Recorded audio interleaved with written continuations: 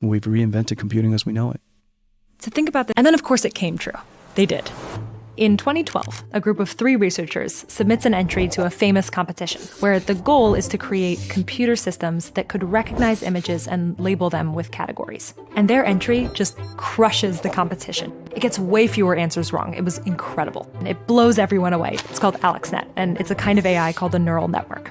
My understanding is one reason it was so good is that they used a huge amount of data to train that system. And they did it on NVIDIA GPUs.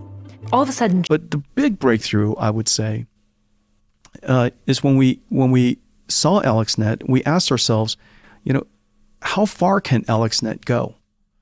If it can do this with computer vision, that if machine learning, if these deep learning architecture can scale, the vast majority of machine learning problems could be represented with deep neural networks.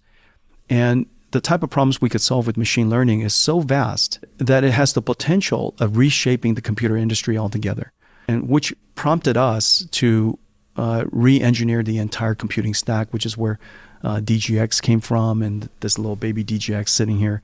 All of this came from that observation that we ought to reinvent the entire computing stack layer by layer by layer. Computers, after 65 years since IBM System 360 introduced modern general purpose computing, we've reinvented computing as we know it.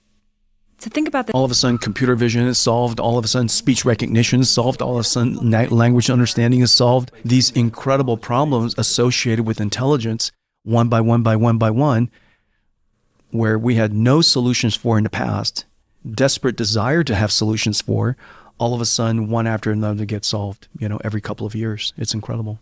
Yes.